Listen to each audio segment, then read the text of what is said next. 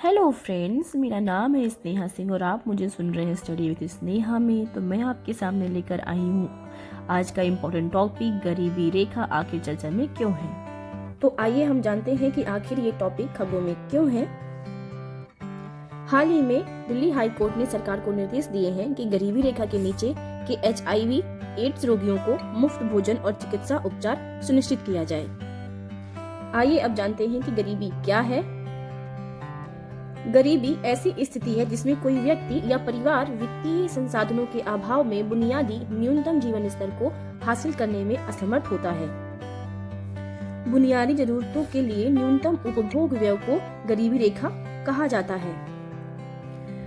गरीबी रेखा की आधिकारिक परिभाषा की बात करें तो गरीबी रेखा बास्केट के लिए होने वाला न्यूनतम व्यय गरीबी रेखा है। गरीबी रेखा बास्केट PLB उन वस्तुओं और सेवाओं का बास्केट है जो मनुष्य की आधारभूत आवश्यकताओं की पूर्ति के लिए जरूरी है। PLB में भोजन, कपड़े, मकान, किराया, वाहन और मनोरंजन आदि शामिल हैं। वे लोग निर्धन कहलाते हैं जिनका प्रतिमाह भोजन व्यय गरीबी रेखा से नीचे है। गरीबी रेखा के नीचे जीवन यापन करने वाले लोगों की संख्या हेड काउंट रेशियो विधि द्वारा मापी जाती है। कुल जनसंख्या में गरीबी रेखा के नीचे जीवन यापन करने वाली जनसंख्या का अनुपात गरीबी अनुपात या हेड काउंट रेशियो कहलाता है।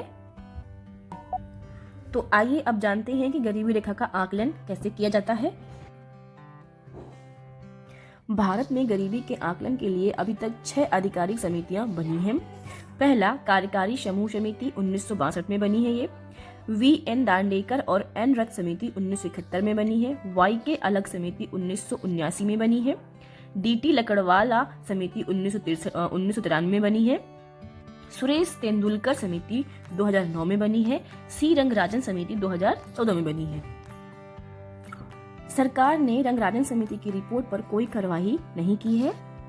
वर्तमान में गरीबी को तेंदुलकर समिति की गरीबी रेखा की परिभाषा के आधार पर मापा जाता है।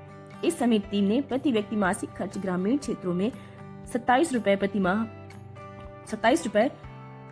माह 816 रुपए और शहरी क्षेत्रों में 33 रुपए यानी कि प्रति माह 1000 को गरीबी रेखा माना है।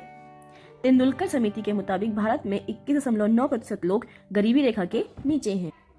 आइए अब जानते हैं गरीबी रेखा के अन्य तथ्य। बहुआयामी गरीबी सूचकांक यानी कि MPI गरीबी को केवल आय के आधार पर नहीं बल्कि अन्य संकेतकों के आधार पर परिभाषित करता है। MPI में 10 संकेतकों को 3 आयामों में बांटा गया है। पहला है शिक्षा, स्कूली शिक्षक के वर्ष और स्कूल में उपस्थिति को नापते हैं। दूसरा है स्वास्थ्य, बाल मृत्यु दर और पोषण। तीसरा है जीवन स्तर, रहने के लिए उचित घर, पेयजल, बिजली, स्वच्छता, खाना पकाने का स्वच्छ ईंधन और संपत्ति का स्वामित्व। गरीबी रेखा को MPI को 2010 में ऑक्सफोर्ड गरीबी और मानव विकास पहल OPHI और संयुक्त राष्ट्र विकास कार्यक्रम UNDP द्वारा ऑक्सफोर्ड यूनिवर्सिटी में विकसित किया गया था। जय हिंद, जय भारत।